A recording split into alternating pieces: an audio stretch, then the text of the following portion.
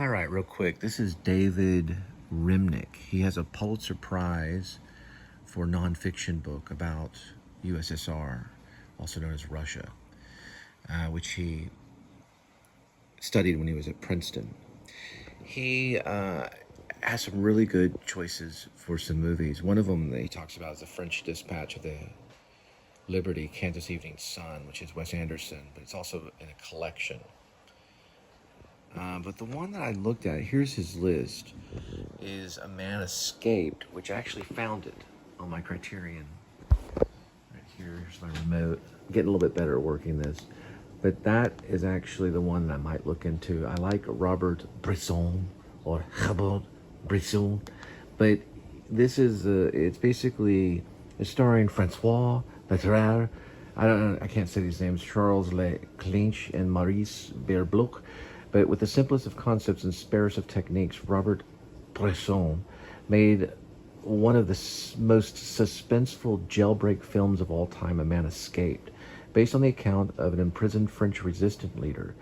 This unbelievable, taut, and methodical marvel follows the fictional Fontaine's single-minded pursuit of freedom, detailing the planning and execution of his escape with gripping precision. But Bresson's films is not merely about process, it's also a work of intensity, spirituality, and humanity. Yeah, all this stuff I've seen is pretty incredible. But I went and studied a little bit more of these selections because I post all these on my Facebook. I have seen Citizen Kane. I do like it. That's going to be Orson Welles. And then there's a whole debate on who wrote the script. I think Welles was probably behind a lot of it. The Mank guy that Gary Oldman played also was a part of it. Thelonious Monk Straight No Chaser, I might have seen that before. Burden of Dreams is about Werner Herzog, the filmmaker.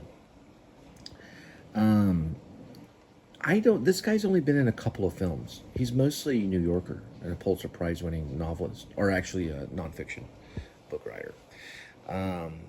Brockhodge, I did look at that. Anthology, volumes 1, 2. I looked at it, the window one. So, as I kind of go through this, it's like in black and white. But I looked up some stuff about Bresson, how to say Bresson. Man Escaped was there. There it is right here, so that you can actually see this on YouTube. Believe it or not. That's what I'm on right now. This is my little channel. But if you go to Stan Brockhodge, you can actually see some of his stuff, and you don't have to go to the Criterion Closet. Anyway, the movie he suggested is a 15-minute or 12-minute or something silent of Brockhodge, and looks like his wife basically, I guess, giving birth. So it's kind of, you might want to watch out, but it's Brockhodge Anthology volumes 1 and 2, and I think he mentioned it was called Window Water Moving Baby. He just mentioned it. They didn't put it on here though. I saw only like 3 or 4 minutes of it. It looks pretty intense. I didn't watch all of it. Shoot the Piano Player, they do have that one with commentary too.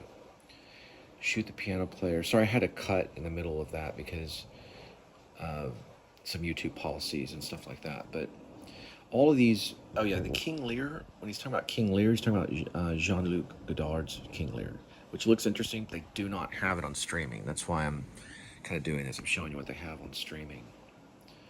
Shoot the Piano Player, they do have.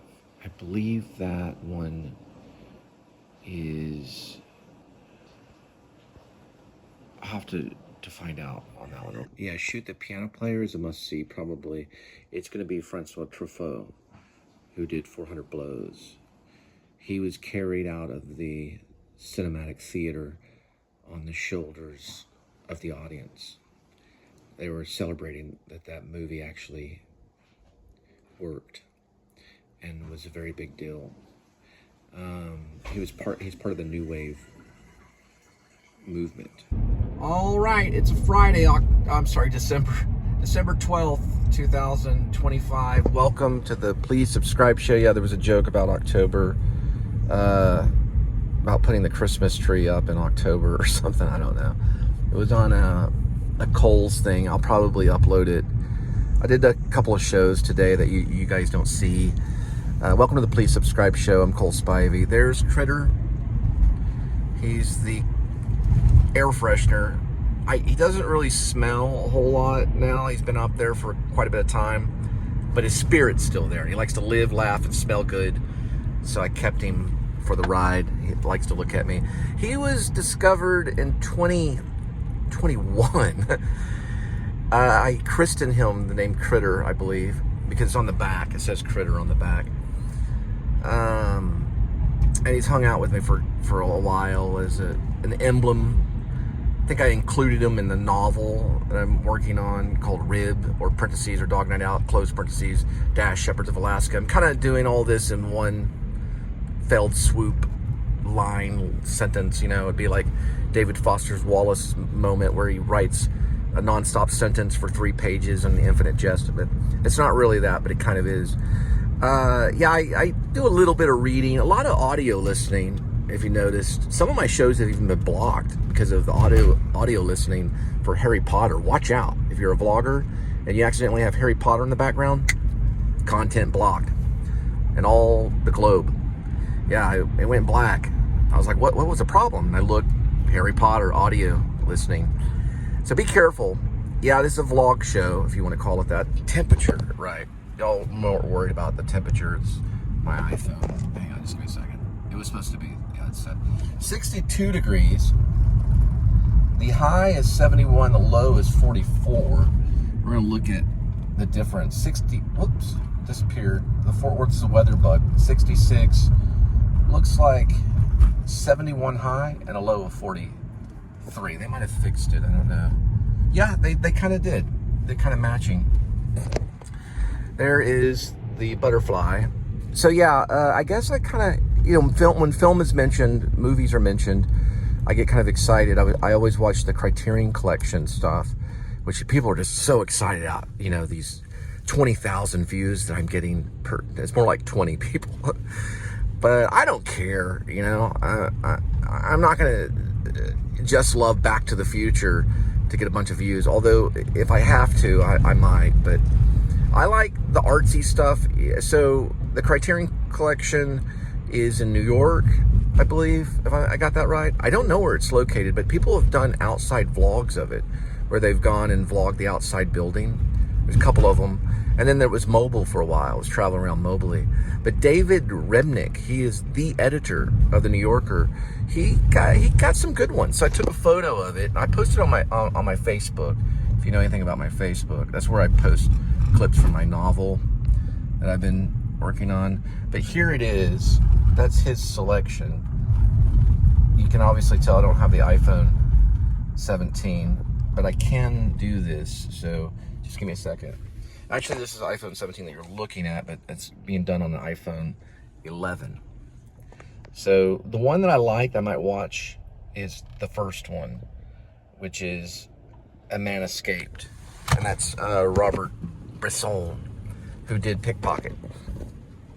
Yeah, so it's pretty cool. It was weird because this last year, I started working on a script that is still only in notes, called A Cat Named Crook, which was kind of like a distant inspired version of Pickpocket, which is a Robert Bresson genius film, And then Largent is good too. I got to see that one. So it's probably going to be a good one. I did see the trailer of A Man Escaped, and there's a moment where it goes from this steel grid thing on the prison wall that's like a military prison, and then it moves over just like a pan to a concrete wall for a while, and the music starts playing. So that's kind of stuff I kind of like sometimes. Anyway, please subscribe.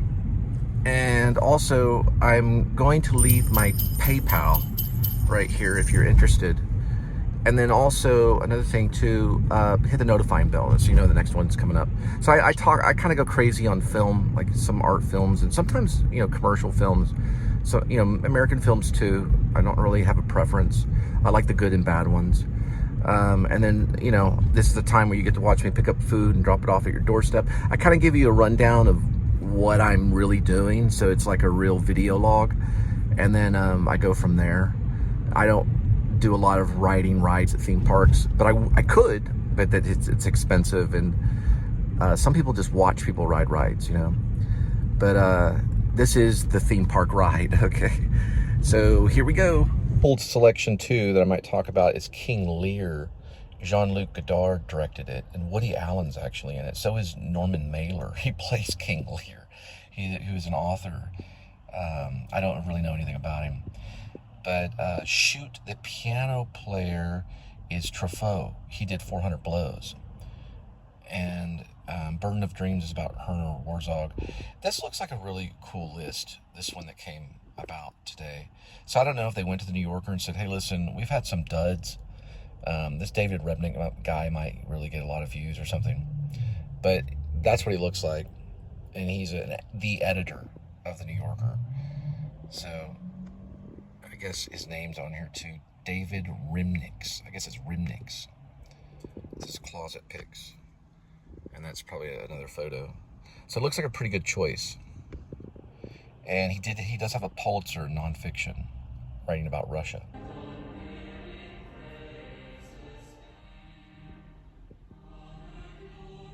All right, if you like Francis Bacon, don't forget about Jenny Saville. They're comparing her to Michelangelo, and Myth Marble, Kimball Art Museum.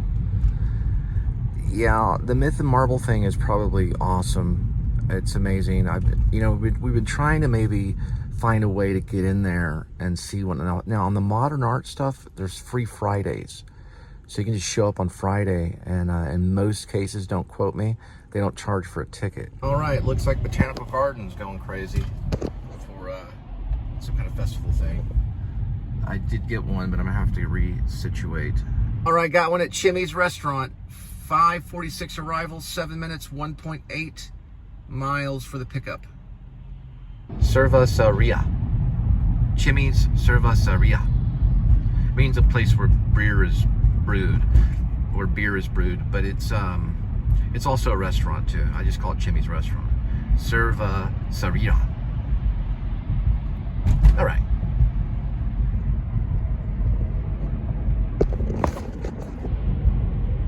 All right.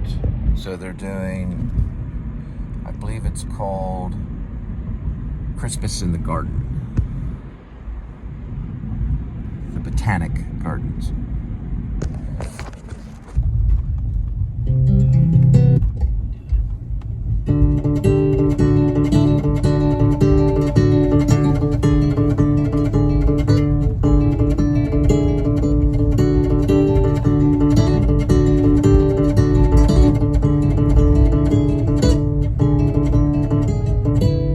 And this can't be copyrighted, by the way.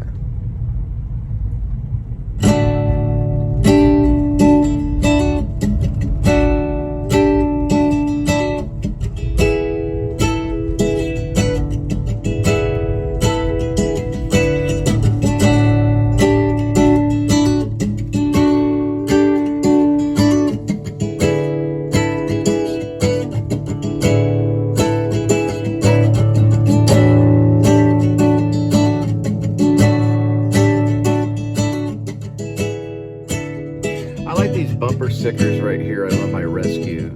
My dog rescued me. That's what cats do. Cats will rescue. My ship sail?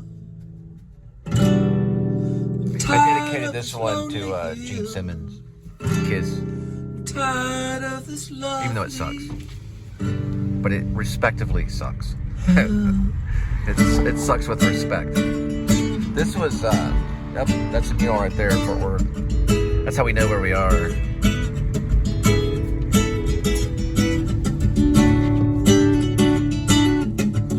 So this is basically the Bledsoe, but it's also kind of the bar area. And when I was like the early 90s, this was only like 2 bars. Like 1995, okay, it's mid 90s. There was a bar over there that had a volleyball beach like thing, you know, and that was pretty much it. And maybe a diner at the most. And that, I mean, this, you wouldn't even believe how many bars. The Bottle Blonde was only in Deep Ellum. Now they got it in Fort Worth right here. Probably, I don't know, 90% more bars and restaurants. So you wouldn't even believe it. Even a really good pizza place called Zalot's, which they have in Deep Ellum too. This is kind of like a mini Deep Ellum. Zalot's right there. And there's like bar after bar after bar after bar after bar. Chimmy's is one of the many.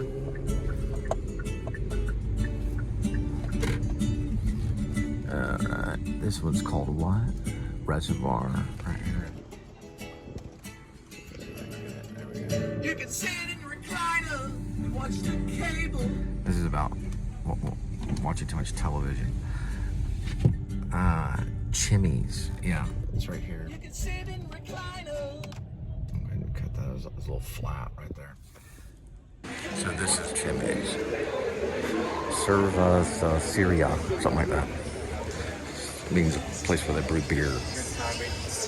Serva Syria. Serva Syria. Serva Syria. Serva Syria. Chimmy's Serva Syria. Looks like they got a big one. Came and fit in the bag. I'll have to get a bigger bag for it. Enough Mexican food to feed you for a week.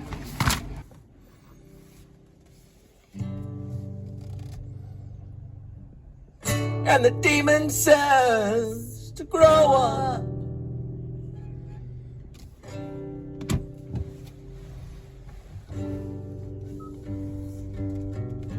And the demon says to grow up.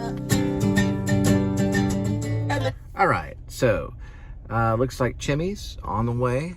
6:06 arrival, 15 minutes, 4.7 miles for the delivery. And the demon says to grow up. All right, so anyway, that's my song. Needs to be cleaned up. All my stuff usually does, but that's why it's not copyrighted. But don't worry about it.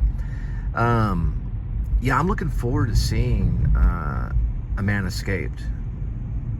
You know what's cool about these filmmakers is that there's a lot of them, but some of them can make a movie like A Man Escaped. I haven't seen it yet, but like Pickpocket, for example, which is Robert Bresson, and it just, you know, it's like timeless, you know, like Ridley Scott's Blade Runner. You know, you can watch it probably over and over and over again, especially the original. But you know what? The one they made with Ryan Gosling is actually, it's a decent little movie. I watched it. I appreciated it. I wasn't mad or anything. That was done by Dennis. And these pronunciations I have on this, you can't hold it against me. Nuevo or something like that. But he did Arrival with Amy Adams, and I watched it, and you know, it kept my attention. I didn't think it was too artsy. I did think it was different than what Ridley Scott was doing, but it melded nice enough to keep my attention, you know, or I would have turned it off. Blade Runner's, you know, it's one of those ones that you have to kind of like read about and then watch it and then read about more, you know, read more about it and then watch the documentaries about it and then watch it again. Because Harrison Ford's, you know, I've been watching some of Harrison Ford's stuff. He really is, I think, one of our greatest actors. And I saw Mosquito Coast just the other day. It was written by Paul Schrader, the guy that wrote Taxi Driver. He wrote Mosquito Coast, and I was like, man, he really is amazing, you know. And then he was good, and I think he held together the 2049 Blade Runner. I thought it was like a great moment, but it separated Gosling's like low cut, or if that's even a word, kind of mild performance. Like he didn't have the intensity that Harrison did, but he was also playing an android. He was playing a replicant. He wasn't playing a real person, and I thought that was kind of cool. Even though in Drive he's awesome, you know, he's like, it really fit him. But then when Harrison Ford shows up, it's like the humanity of the moment of the movie arrives, you know, in the new Blade Runner.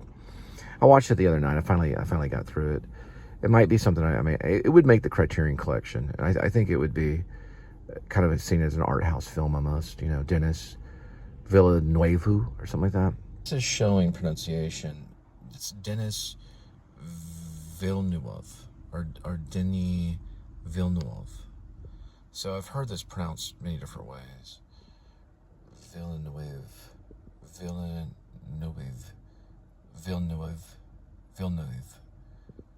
Is the typical French Canadian or French pronunciation, Denis Villeneuve. Do not pronounce the S to Denis, it is silent in French. I Do got not it. say Okay. Denis, but rather Denis Villeneuve. Villeneuve. Villeneuve. Whoa, okay. You don't even say Dennis, you say Denny. So it's Denis Villeneuve or something like that. I'm looking at it. It's a crazy pronunciation. Denis Villeneuve. Villeneuve. Denis Villeneuve. Denis Villeneuve. I'm gonna have to study. All right, so it's Denis Villeneuve. It's French Canadian. So he did the new Blade Runner. Blade Runner 2049, I believe is how it's pronounced. I mean, how they say it. Denis Villeneuve. It's one that you have to kind of look at for a while. Here it is, him saying his name. Hi, my name is Denis Villeneuve. My name is Denis Villeneuve. Denis Villeneuve. It's almost like he says Denis Villeneuve. It sounded like that he said Denis Villeneuve. That's some valuable information. Denis Villeneuve. I think that's what he said. Denis Villeneuve. I had a guy say it to me in a real weird way. He was talking about Enemy, because he did Enemy too. But I think he may have said it his own way, but Denis Villeneuve, I think, is what I'm hearing. Villeneuve. And I have to remember that, Denis Villeneuve. But when you read it off the page, watch out. It won't come off as that. It looks different. Denis Villeneuve. Which is right. Let's see here. Denis Villeneuve. I say. Denis Villeneuve. A lot of people say Villeneuve or something like that. It's Denis Villeneuve. Denis Villeneuve. And you don't pronounce the S. It's Denis. It's a French thing. Denis Villeneuve.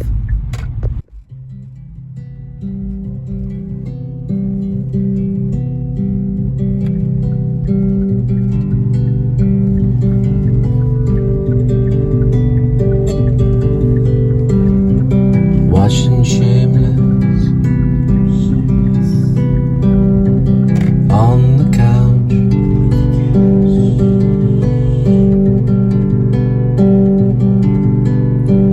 She's got the volume off. Listen to the clothes rubble around.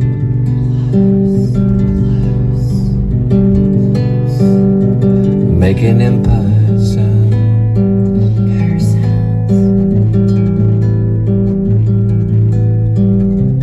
Looking for my glasses, doing my rounds,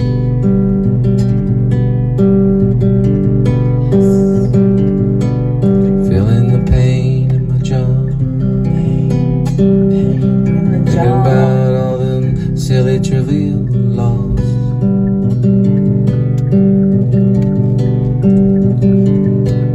Night and day, every letter you say,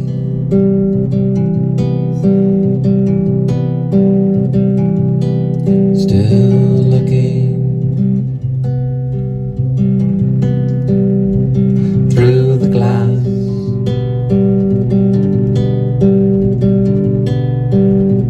doing my round. There's a house down here that throws some really crazy parties. I've delivered some pizza to them before. Look at this, man. Wow. They flipped out over here. It's also shameless. Sorry, I was listening to one of my old songs. Yeah, I knew they were going to do this again. They even did more this year, I think. Yeah, I remember passing by, and I think I had another vlog. They may have done a little bit more than the other year. I don't know. I think they've topped it this year. Or it's at least about as crazy. That is a lot of... Yeah, it gets a little flat. our stuff is kind of flat. What are you talking about now? Come on, Cole, your turn now. Come on, your turn now. What's she talking about now? It fits the song. All right, let me see something. Yeah, this is a good area right here. It's Westover. It's not too bad area for Christmas viewing. The Westover Hill area. Yeah, you know, neighborhoods should compete and then do something, you know, like on YouTube or something, see the best neighborhood. They could all work together. Did like the best Christmas lights ever. It could get a little out of hand, but this is actually a step up from some of the other neighbors. I gotta admit, that tree looks great.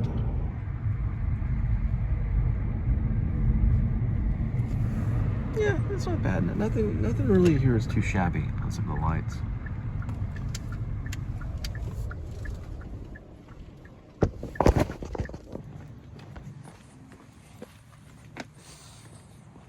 The backside of Santa.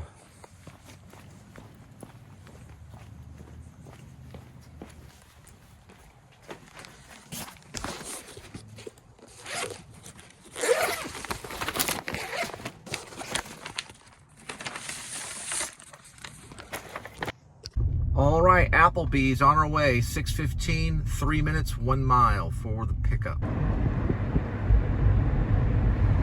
in the day, like probably 2007, I lived right there. So we did Backpage, the comedy that made it onto Amazon.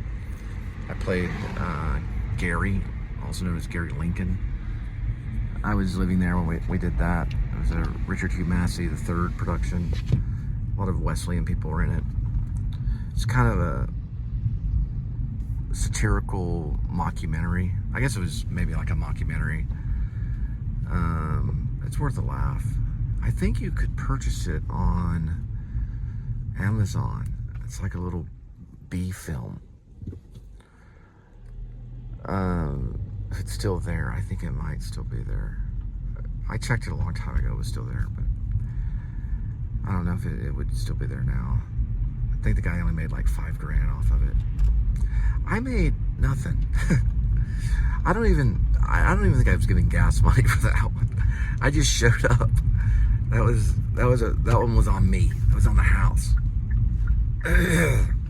Pushed a guy into a wall. Ethan Norris, who was the lead actor in it, pushed him into a wall. Angela Gant's mother's house, or maybe it was her house, and she was a landlord of the house. It was a hallway wall. We got a little over dramatic. Everyone's okay though, I think so. I think pretty much everyone made it through that one. It was a little too hard of a shove, and we got through it though. He just tilted over into the wall, and we're at Applebee's. Bought some damn things. I got a gift card at Applebee's.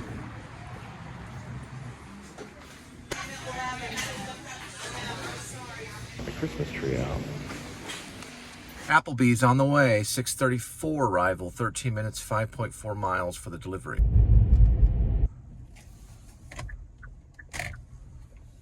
.7-Eleven on our way. 6:41. 3 minutes, 0.9 for that pickup. 7-Eleven on the way. 6:49. 4 minutes, 1.2 for the delivery.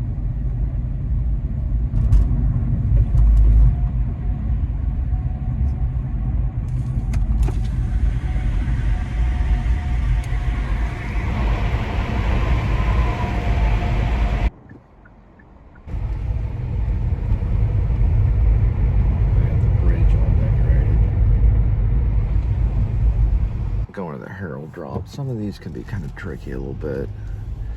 I call it the Herald drop. It's off Herald Street. But after a while, you get used to it. There's a couple of these apartments that are kind of close by one another.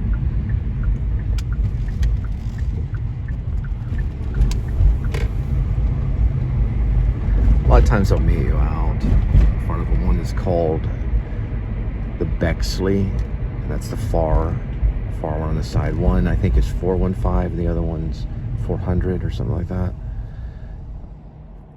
There's two of them. That's why it's tricky. They're like identical twins, kind of. But they have two different numbers on the outside, so that's how you find it. Then they give it like a side door entrance.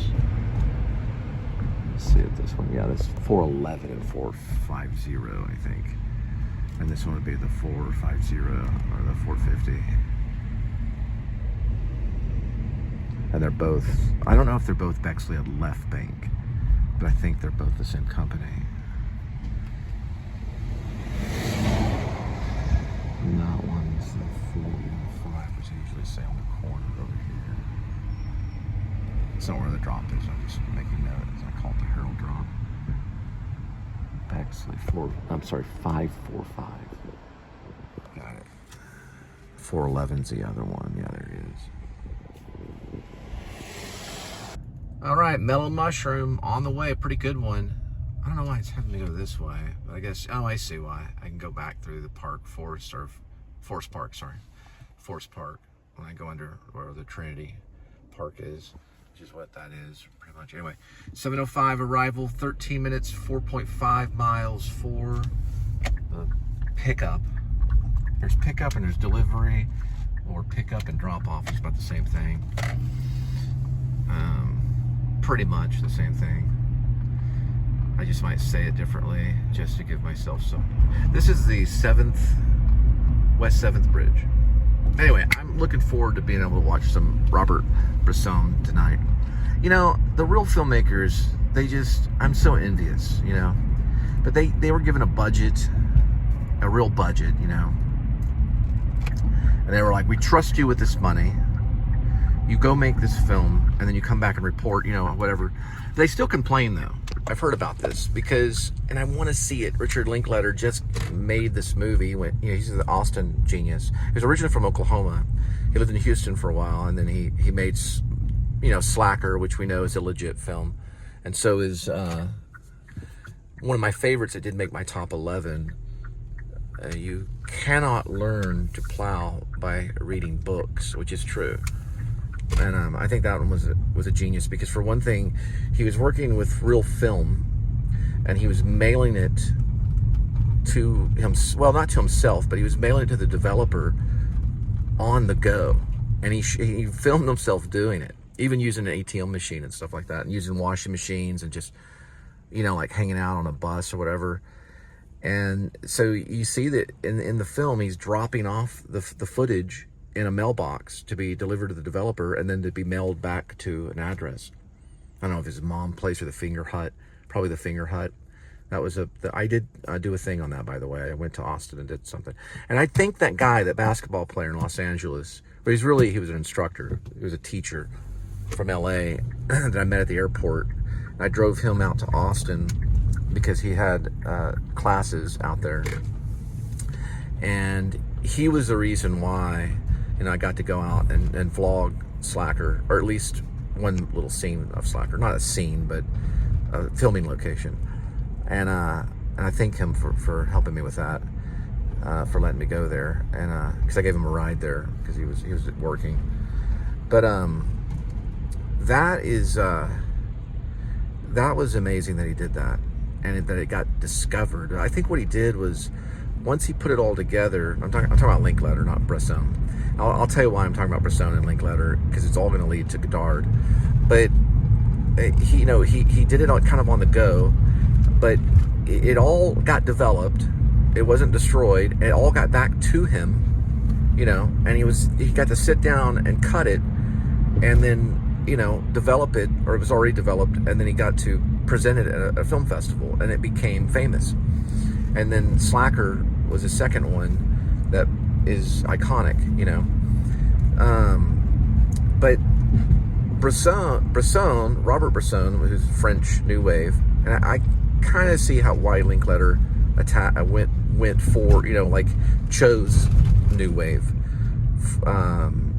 for his most recent project, which I'll have to look that up in a minute. But it's about Godard, Jean-Luc Godard, making Breathless. They met, Godard and Bresson met on the streets, I think, of Paris, and they were both complaining about like not having a budget at all. You know, like, we can't do anything with this amount of money that but they were still given something and entrusted in it, you know. Now it's just what you make of it, you know. It's that kind of thing. If you have a small little income coming in and you have some way of putting time aside, then you can at least do something and then put it up there and say, okay, this is what it is. But I'm gonna look at the film that he got to do just recently, and I did cover it before. Link letter, and he did it basically about Breathless. Seeing if it'll find it. Yeah, here it is.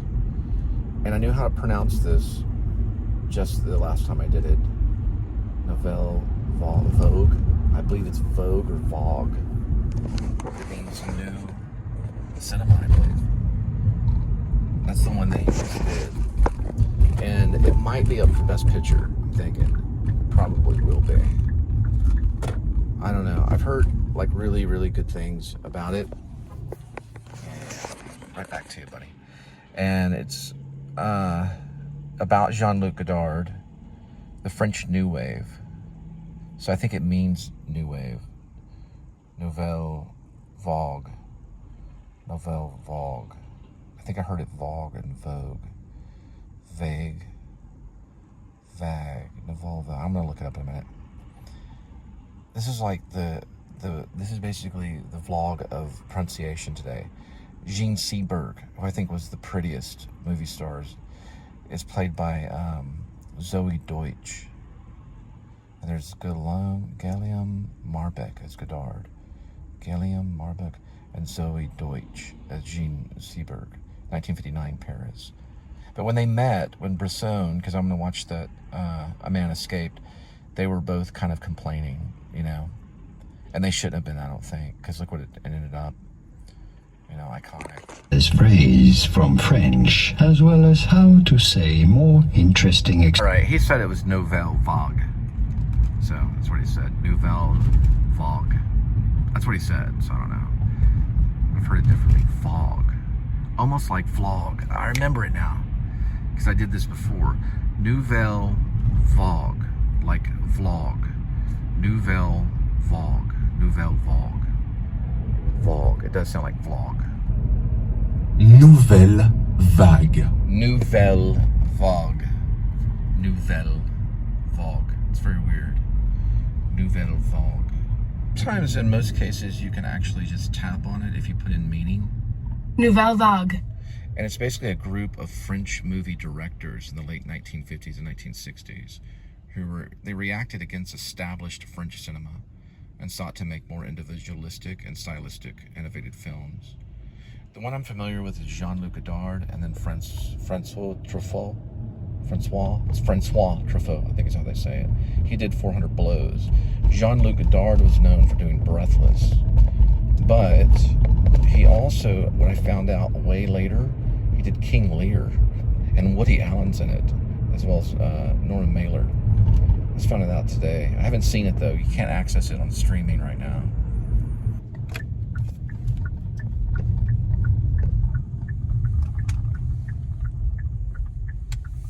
And there's Mellow Mushroom. And they got the light on today. Usually that light's off. You can't see that guy riding on that bicycle. Looks like they got a couple pizzas and some good cookies. Chocolate. All right, these two triple chocolate chip cookies and a cheese pizza, small one, and a half pie, on their way to Aledo, Texas. 7:39 arrival, 24 minutes, 15 miles for the delivery.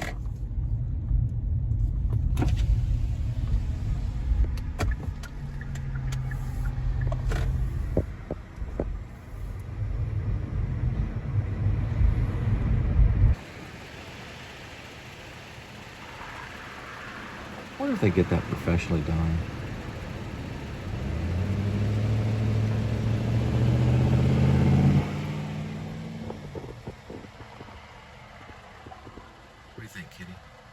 SoundCloud.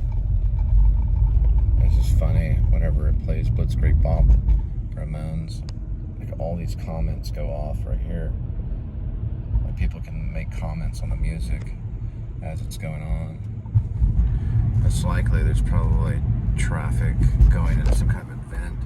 I don't think it's allowing me to report right now. It's on like the commercial glitch is what I call it. Don't ask me how it happens. I think it's probably the cord. I don't really know. But it does it sometimes, and then sometimes it doesn't. So, I don't know.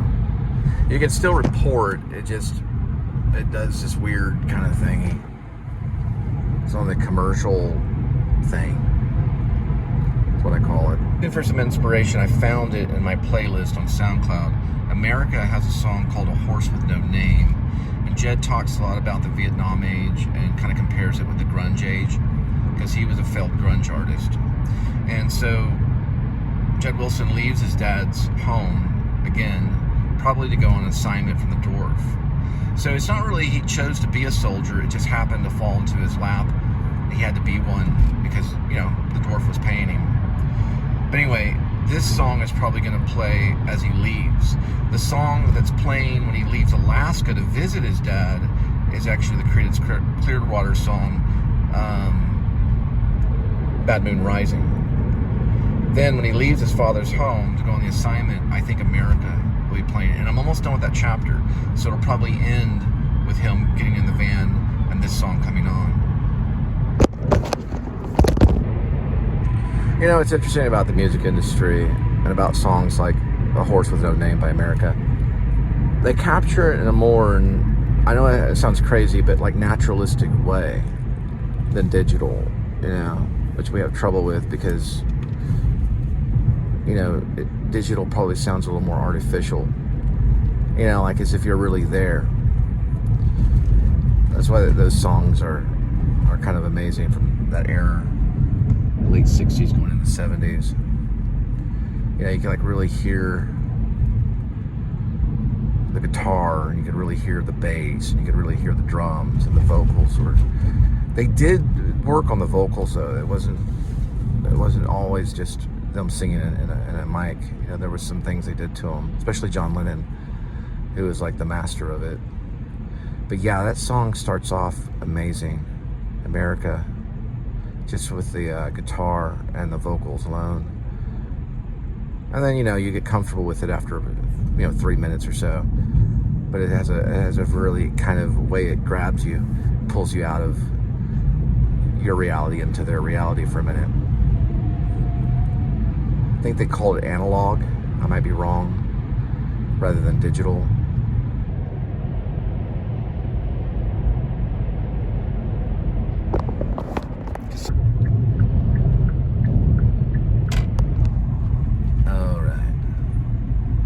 That was the exit, I think, during the fog.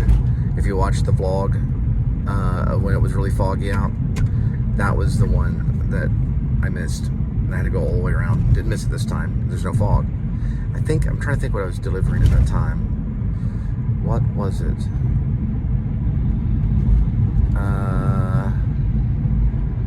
It probably was a Shake Shack.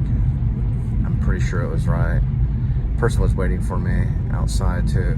I had to like do a big U-ey all the way down. If you miss this one, you have to go like way down. It's probably maybe like it's 5 or 6 mile turnaround where you U-turn maybe 5 or 6 miles down the way. No, I don't think it's that far. It's at least a couple of miles maybe. It's a BITCH and a half squared, maybe cubed. See how it starts to turn here? You'd have to do that again, and then you'd end up on the passage road way over here. So it's like, you know, they have got all these barrels lined up, and in the fog, it looks the same, you know, and it camouflages itself. Luckily, there's no fog tonight, though.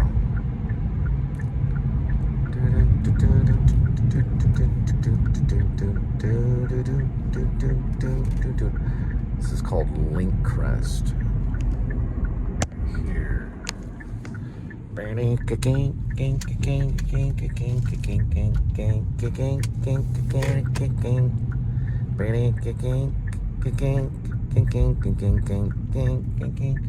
it be crazy, like, if you couldn't even hum the song? I was just humming the song. I got a content hit. No, it's a joke. I'm sorry, it's copyright. But, you know, it's like, yeah, but that's the content of the music's mine.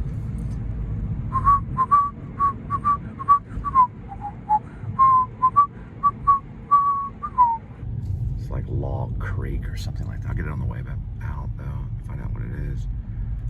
It's got a community name.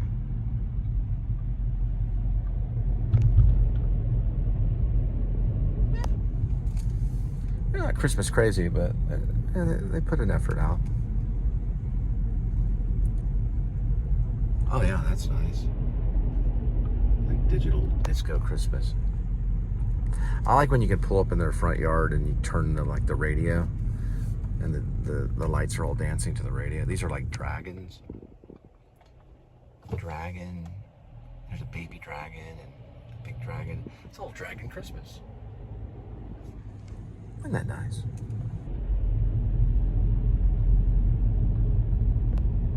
There's a little weenie dog. Weenie dog Christmas.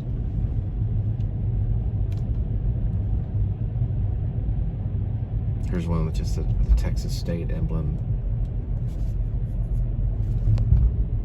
A little shape of the Texas state.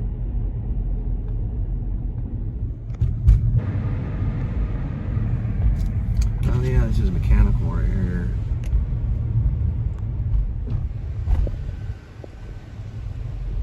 Like pops out of the stocking.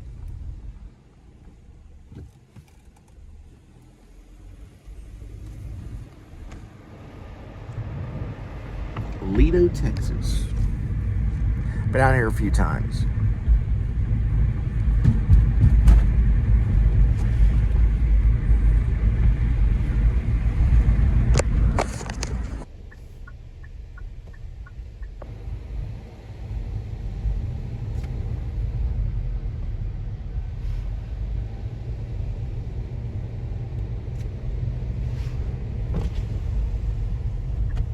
Forget the snow globe.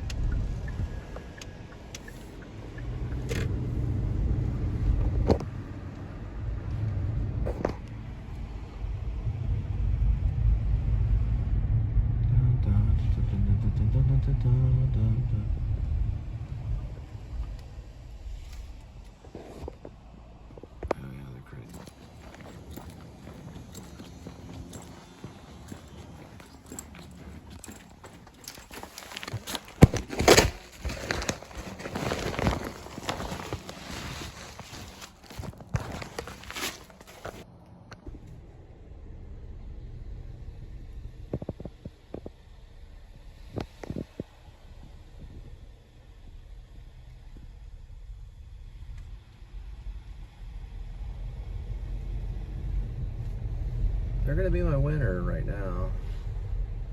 It's gonna be on Fairview Drive. So I'm gonna give them first place for Fairview Drive so far. I haven't seen anything that's gonna top them. I could be wrong, I'm gonna keep looking. They came close.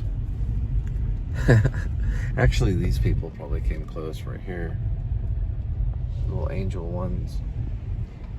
Still, that one's still a pretty good job. That's my second place. And then for honorable mention, I'm gonna give it to them right there. Even though they didn't have any bright lights right there.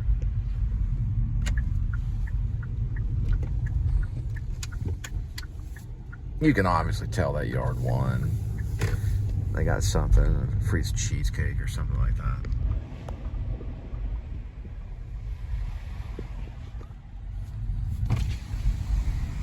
Oh yeah.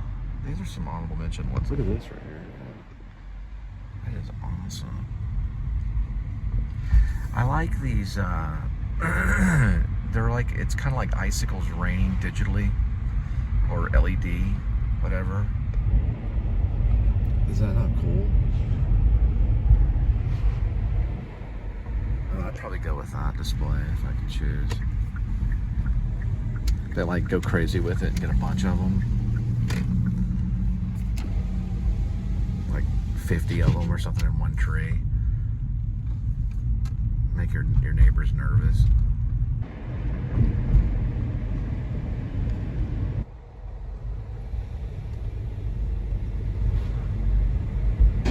Looks like that dragon has like a Christmas wreath in his mouth. His little baby dragon.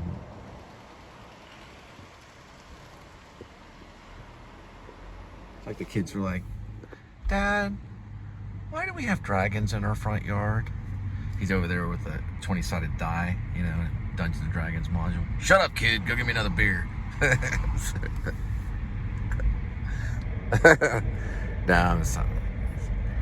The dad plays Dungeons and Dragons and drinks beer. He's got his friend Bob and Ted over. All right, Ted, you're the elf. Make your decision. Make your move. Oh, he's breaking out the 100-sided die. Well, maybe they got a good deal on the dragons. I don't know. It's still a pretty good idea. Lost Creek Estates. Is that what it's called? Yeah. It looked like log, but it's actually Lost Creek. It just doesn't say it right there. You can't read it right there. They've got a little bit of construction right here, but I can't report it. I can, but I have to unplug and report it. But I don't think it really matters. The whole thing is under construction right here. So, anyway. Maybe I will. Give me a second. So you do this. Grab this right here.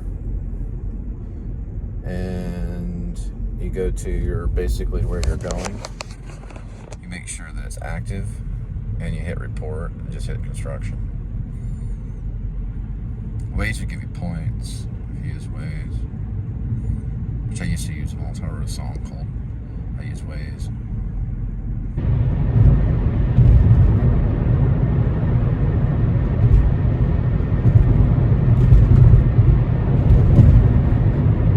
Right, Popeyes, Louisiana Kitchen, 8:03 arrival, 4 minutes, 1.9 mile for the pickup. We gotta do a figure 8.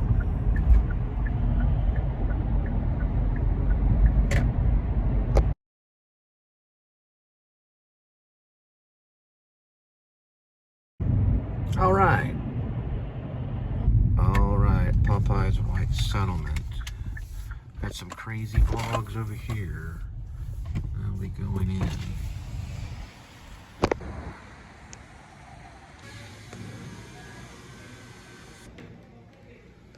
like it's New Orleans, Louisiana.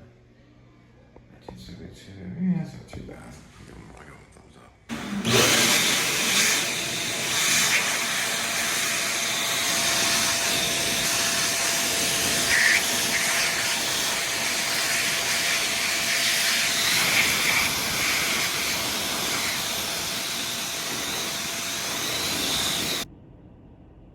All right, Popeye's on the way. 8:13 arrival, 3 minutes, 1 point.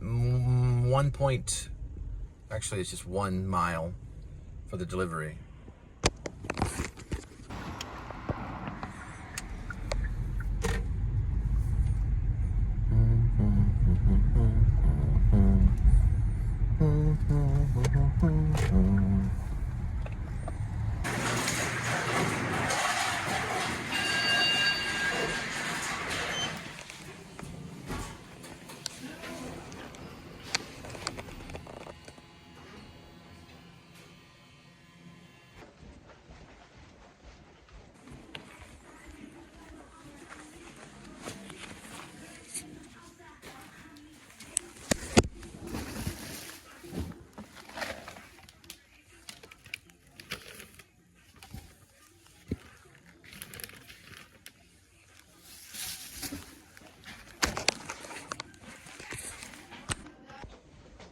All right, got one at Schlotsky's, 8:26 arrival, 6 minutes, 2.2 miles for the pickup.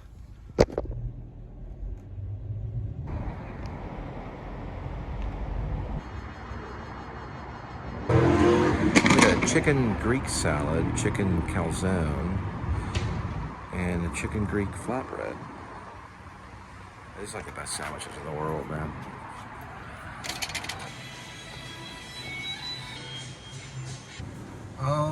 right, Schlotsky's on the way. 8:44 arrival, 9 minutes, 5.7 miles for the delivery. There's Ridgely.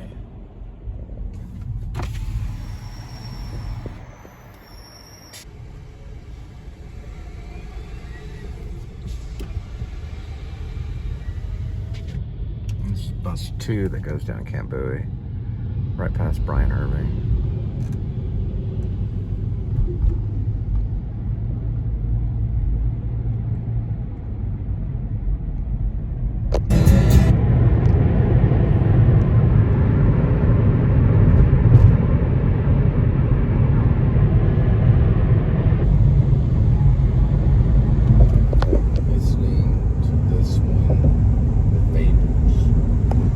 Turning Japanese, I'm really turning Japanese, I really think so. Da, da, da, da, da, da.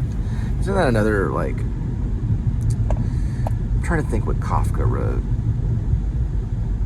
I don't know. I don't know if that song would make it today. Yeah, it's not the most multicultural song, to be honest.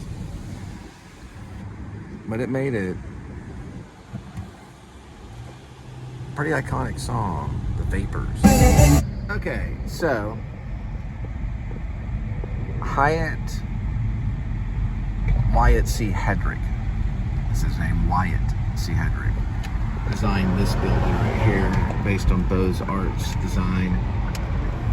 1931, they started building it, pretty much finished it in 33, and it went into business.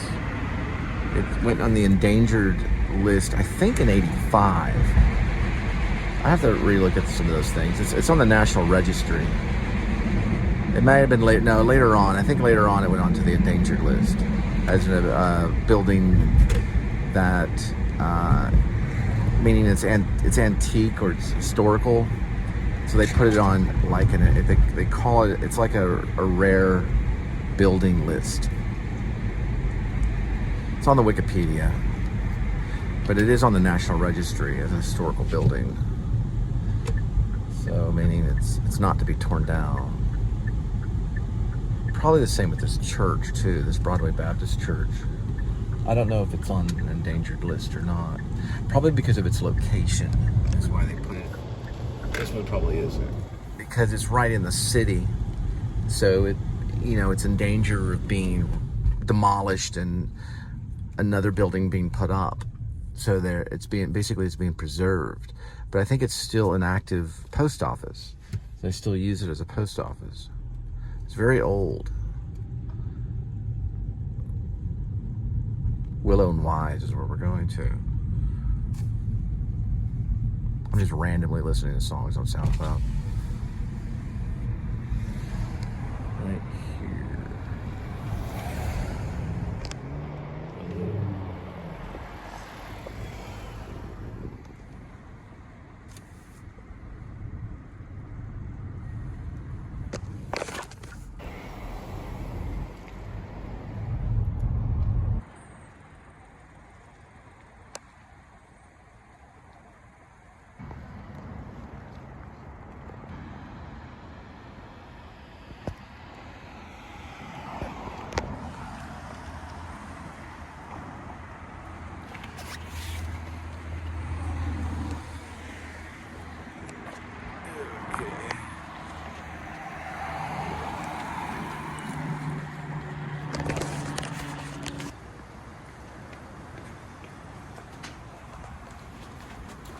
These are actually pretty cool places right here.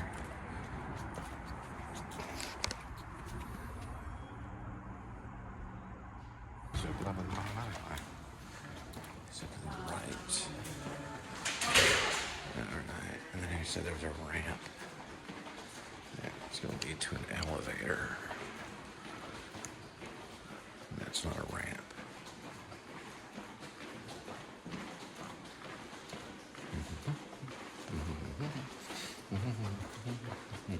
I want to say that's probably it. For some reason, I don't know why. Yeah, that's probably a restaurant, isn't it? Yeah, that's probably a restaurant. He said a ramp.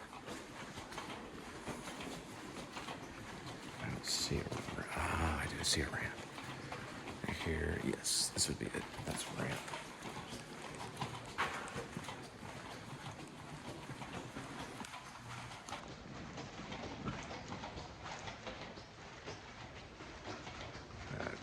see a staircase. I see an elevator. Yep.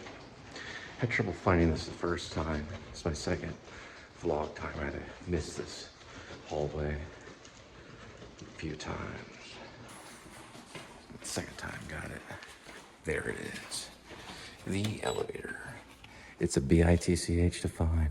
But that's a ramp, so we got a good director somewhere living in here, because I used the word ramp. It's a mild ramp though. Slight ramp is probably what I would say, which is even a better director, right? A slight ramp. There's also a staircase. There we go.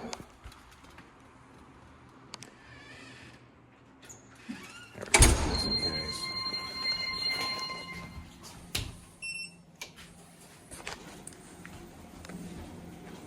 You get the gist of it.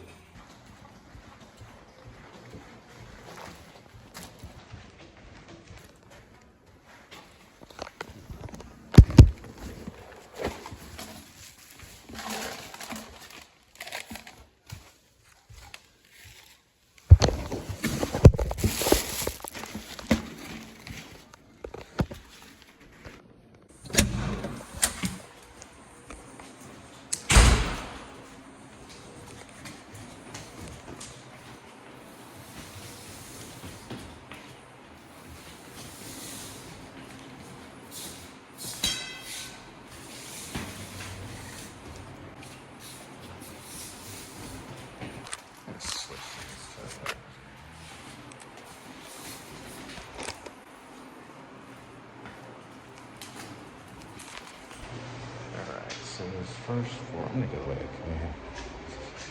Yeah, let's see. Yep. Oh, no ramp. There's only a ramp that way. Oh. I did this last time. Alright.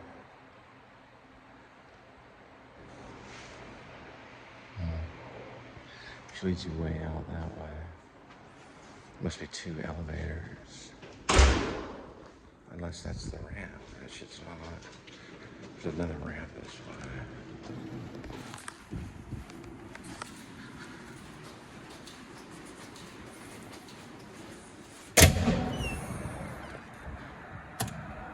Pretty close.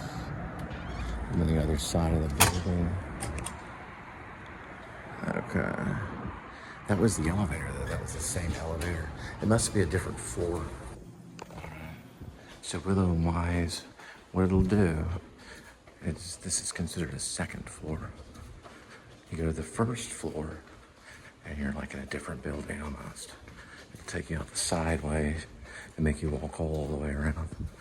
Where this is basically the center way that I came, because this is considered the second one. Even though you only walk up a ramp, try to figure out why. First floor, I remember, that's just a ramp. Yeah, still it's pretty much, I guess it's built kind of like this.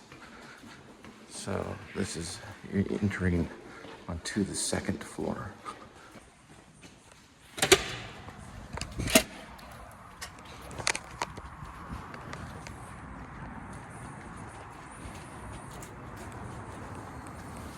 Yep, that's considered the second floor right there. The whole thing's a second floor. So the first floor will take you to the other side. And that's Broadway Baptist Church. On Jennings.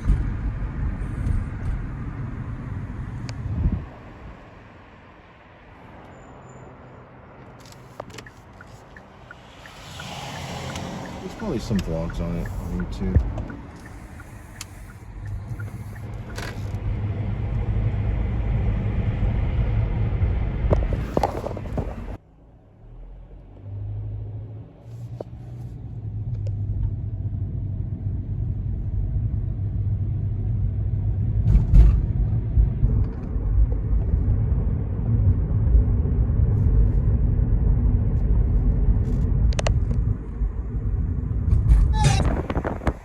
I mean, I don't know if I'll ever get a chance to go before Senate like Gene Simmons did. But I understand his passion about the radios and the $14 billion and the musicians, not getting their money. Which is like, dang it, we want our money. That's an Uber right there. But I would maybe say something about allowing vloggers to use music of their choice, whatever it may be, even, right? And not completely going for content of block, and what that means is content block. Because if you use Fleetwood Mac's song, you come back the next day, your footage, your visual, everything is gone. So if you didn't have backups saving on that, then, if you didn't save it to a hard drive, which you'd probably have one larger than your house if you had 5,000 vlogs, or maybe not, but if you had, I have 15,000 posts. So, it's kind of like, maybe they give them permission. I don't know if they pay their way, but someone's got to get paid for the music, right? I feel the same about the visual. I'd say the same about the visual. Pay the freaking YouTube vlogger. All right, so you got this guy's from Arizona. That's Uber. That's a heck of an Uber driver. Made it all the way from Arizona. That's Fort Worth, Texas. That's definitely the Uber app that's in there. Or it certainly looked like it. Looks very similar to it. Pretty interesting.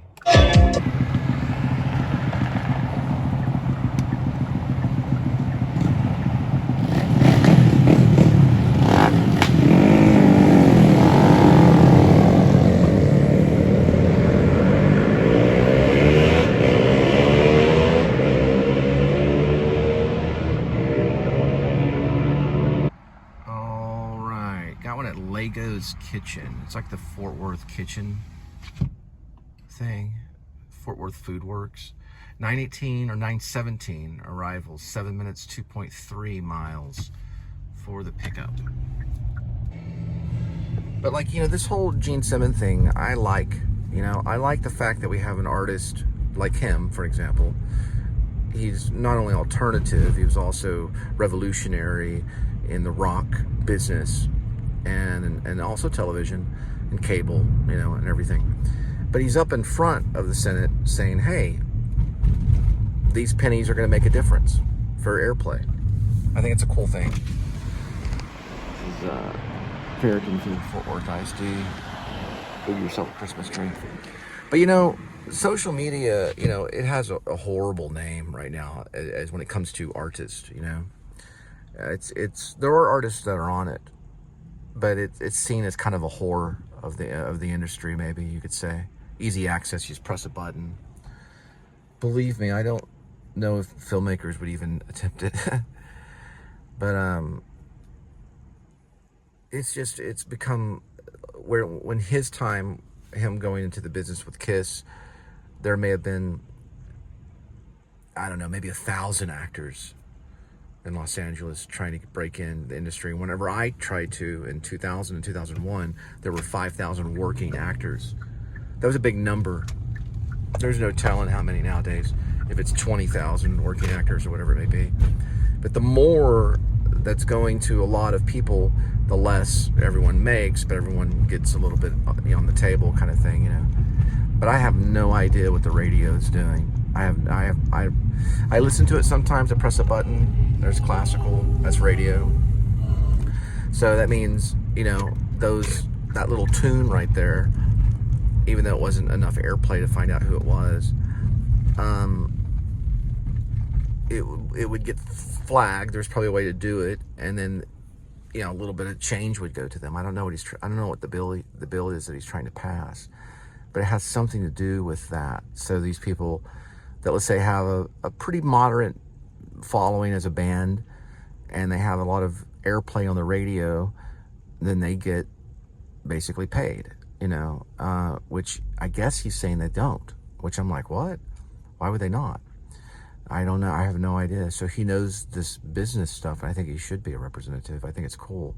Plus, he was in a cool band, and he takes it pretty serious, you know. So I don't know. I'm looking forward to seeing if this is passed, if this is going to be something good for artists, and this is a good direction, you know, for the struggling artist that is getting really nothing, you know. And there's bands out there that I guess people are just kind of giving. I think he was saying that people are just kind of giving up because the industry just doesn't have enough for everybody, you know.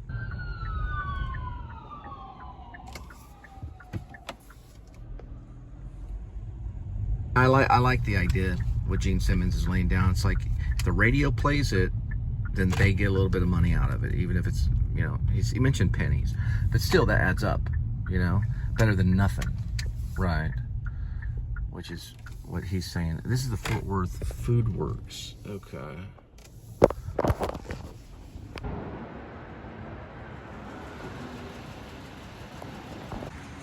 And this is known as Fort Worth Food Works off of Harlan. Basically, just going there and show the screen. This device right over here.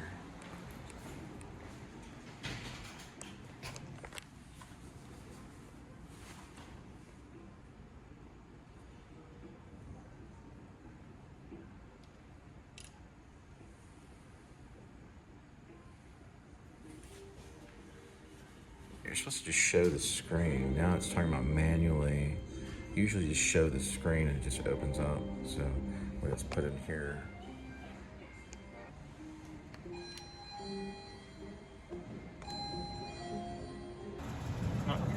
So if you wait longer than 10 or 15, it gives you the option to get out of it. So, and then also you can also ring the doorbell and wait and then send them messages. So. Guy says he's been in there waiting an hour.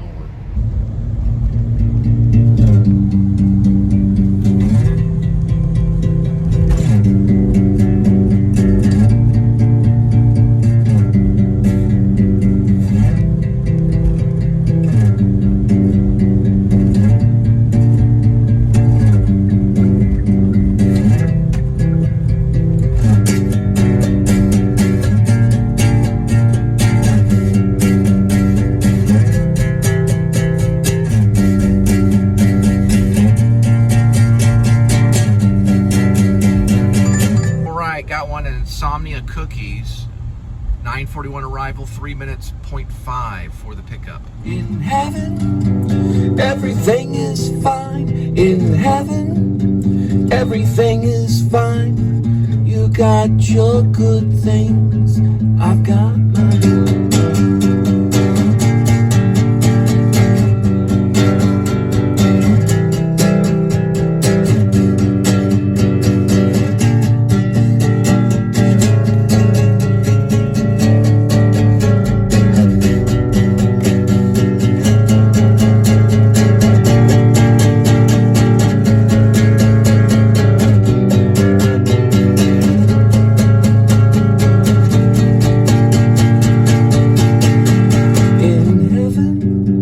Everything is fine in heaven. Everything is fine in heaven. Everything is fine. I've got my good things and you got mine.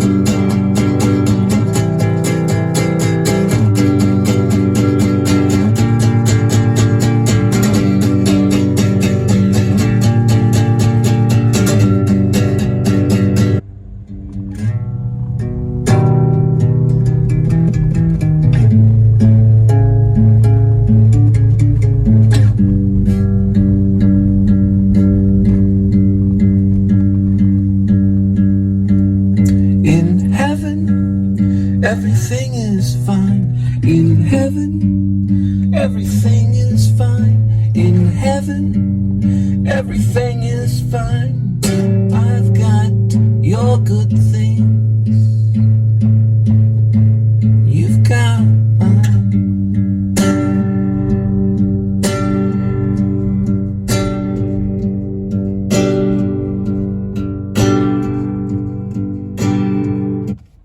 Hopefully that won't be played on the radio. Insomnia cookies. So they got the candy cane cookie, the gingerbread, holiday munch mix, and candy cane brookie.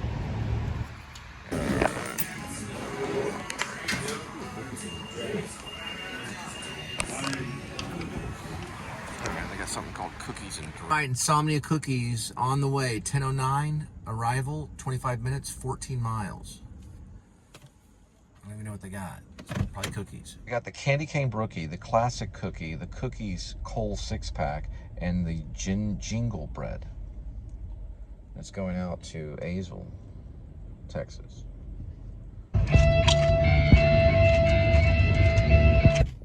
So the Pixies did it. I believe they did it live. And I have to be honest, this is where I got the idea.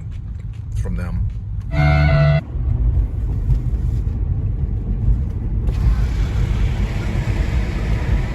Rockwood go-karts and mini golf. You can't miss it when you come into Texas. Just drive down University, and afterwards you might want to swing by Nizza if you want to get a really tasty pizza. They've got a double slice that's pretty good. But if you're dieting, you might want to get something else. They're known for hefty pizzas. They're big pizzas. They're like a dinner, especially the double pizza is pretty good. Lasagna pizza's not too bad. Look at this right here. All right, I got cookies in the back, and I gotta go the speed limit the whole way. Going like past Lake Worth all the way to Azle. They're like warm cookies. Oh man. Well, you know, there's not really much you can do because you don't control the whole platform. But it's like, oh wow, but you know, you just say a little prayer and then head back, I guess, because you don't want to turn everything on in Azle. I don't know if you know anything about Texas, but maybe, I don't know. I mean, there's probably food deliverers out in Azle that do okay, but you know, that's their stuff, you know. House is so damn hot. Back then, we had no pot.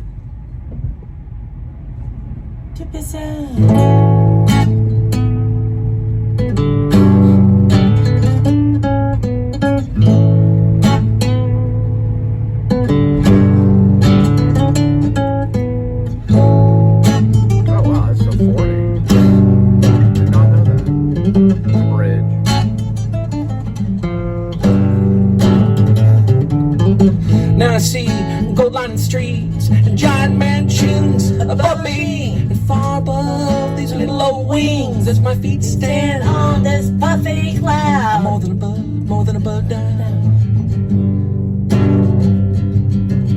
I'm more than a bird now. Finally free.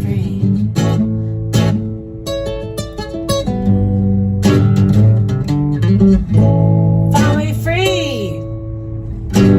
Finally free. Set me free. Set this bird true free.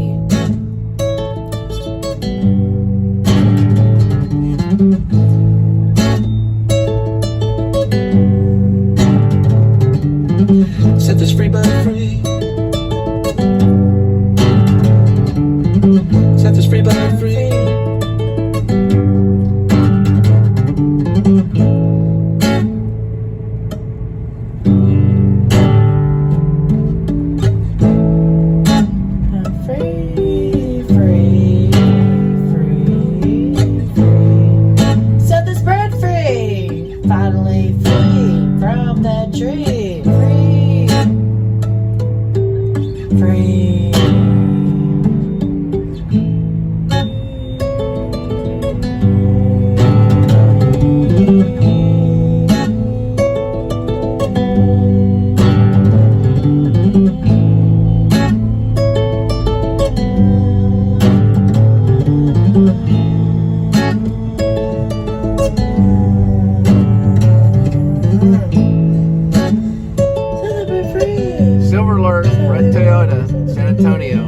Call 911 for the silver alert coming out of San Antonio. They got on the good stuff and took a car, took it off somewhere. They just need guidance. I call out every silver alert. Yeah, every silver alert, you know, it's a very important thing. I wrote a short story called Silver Alert Kitty, and I got some attention for it. But the good one is called Pet Taxi. If you ever find it under Ash Cole, it's my pen name. It's overcrowding the couch with you next to me. I'll miss you.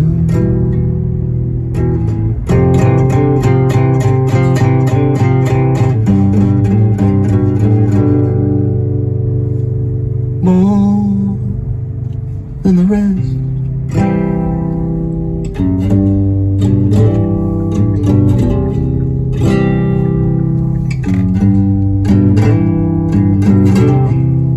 Talking about your late night.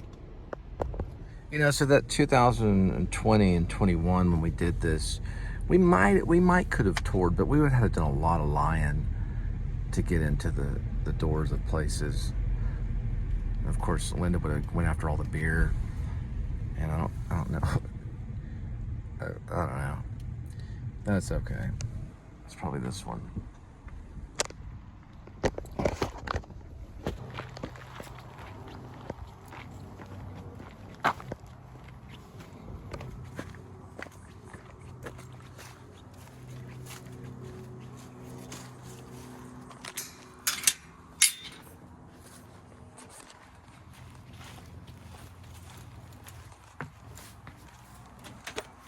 All right. Well, depending on the place, I mean, because I'm still considering rekindling the band,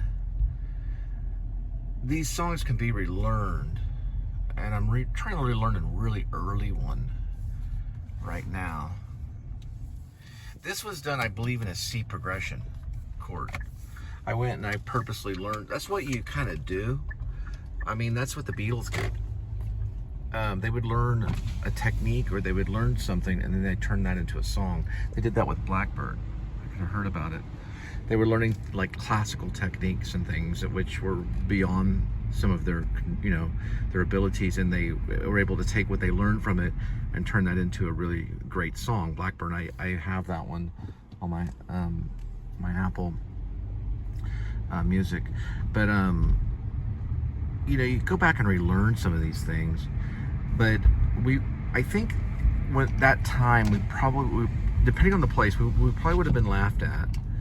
I was expecting that, but it just really depends on the place. You know, it depends on the place that you play when you're starting off. And some people are real comfortable with beginner sounds and outsider music, which I kind of consider us a little bit. We're definitely not like commercial pop, or I don't really know for sure if we fall into a rock genre. I mean, a little bit maybe. We have some that are kind of punk maybe, but we were only using like an acoustic guitar, like a shaker and stuff. So I don't know if a genre would be created because of us. That's cool too, because some bands they actually end up creating their own genre. You know, like outsider music, Daniel Johnston, and there's a few others. They created a genre, you know. I don't think we were striving to be that, but I don't know. I mean, I'm sure someone would have probably named it alternative something. I don't know, but I don't know. You know, it's like what the thing is. You know, you go to maybe like Seattle, or even parts of California, you're probably not going to have a very tough time getting into a place. I don't think. I know it sounds crazy to say, but I don't think you are, because they're gonna big time welcome musicians with open arms. Dallas doesn't. Because I started, you know, kind of the journey in the early '90s when I really wanted to be like a rock star, and I would go to these coffee bars and stuff, and they're like, "Well, come back with a band," you know. They wouldn't really just let you sit up and play out. One place that would, though, and I don't know if they would now, but back in the day, you could go to the backyard at Hip Pocket Theater. I always do plays there too, and they let me. You know, I could set up, you know, on an amp and just play some Smashing Pumpkin covers or something like that, and like, you know, the people would listen, and then I would play some of my original stuff, and they would, you know, listen and laugh and enjoy it, you know, for what it's worth. And there were never major big critics there. It was a great place to start, was the backyard. They started at Joe's Garage.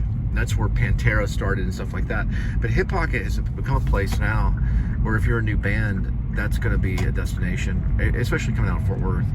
You're going to probably play the Backyard, which is what they call it. You know, it's basically right beside the theater, right beside the theater stage, and they have great musicians that have come through there. You know, I don't know about iconic, famous musicians, but I mean, you know, Pantera wouldn't have played there because they were too, you know, there was too large of a place. But there's still good musicians that are out there, you know, that can play whatever, like the cello or, you know, the flute or the you know, the guitar is a popular instrument, you know, that's played out there. You know, there's one guy though that should be iconic, John Dyer.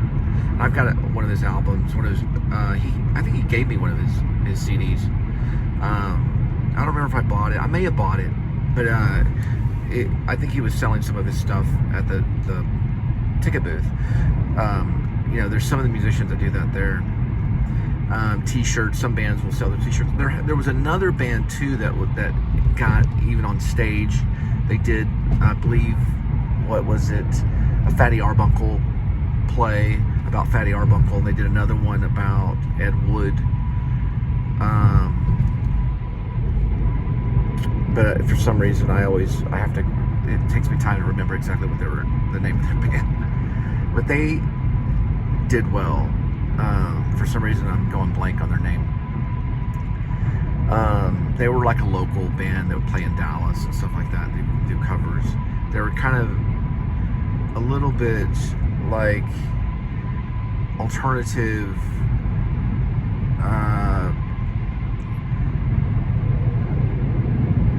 rockabilly almost. They kind of came off as rockabilly, but for some reason right now I just went blank. I could not figure out their name. They probably have some albums, and then I think Johnny Simons recorded with Doug Ballantyne, and they have some albums too. They have actual vinyl albums that they've sold, and you know, out there and things like that. So, you know, there are places. Fort Worth is, you know, it's not null to new rising musicians. I think the biggest one that everyone talks about is the Toadies. You know, they were like a TCU band in a way.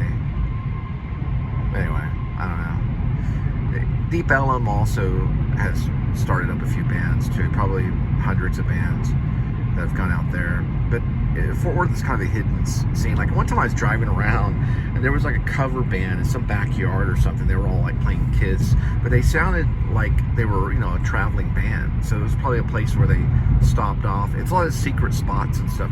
And believe it or not, what people don't realize about Fort Worth too, about past Confederate Park right here, is the band, the one that backed up Bob Dylan. The first time they ever played live was here in Fort Worth, and a fight broke out, and they left like early. You know, like it was a disaster. Like 2 people showed up. You know, I don't know. Yeah.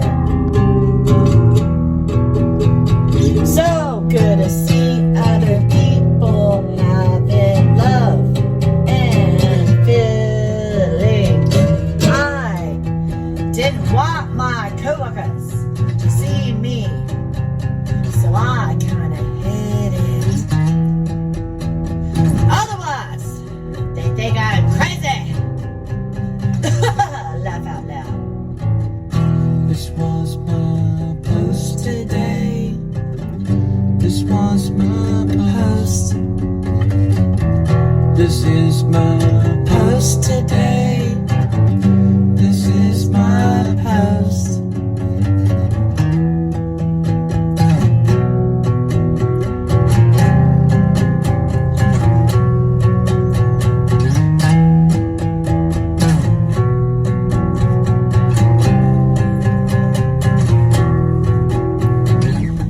It's like going to a church and you don't cry.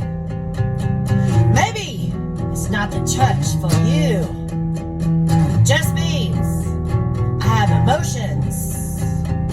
I am not cold-hearted like some other people in the world.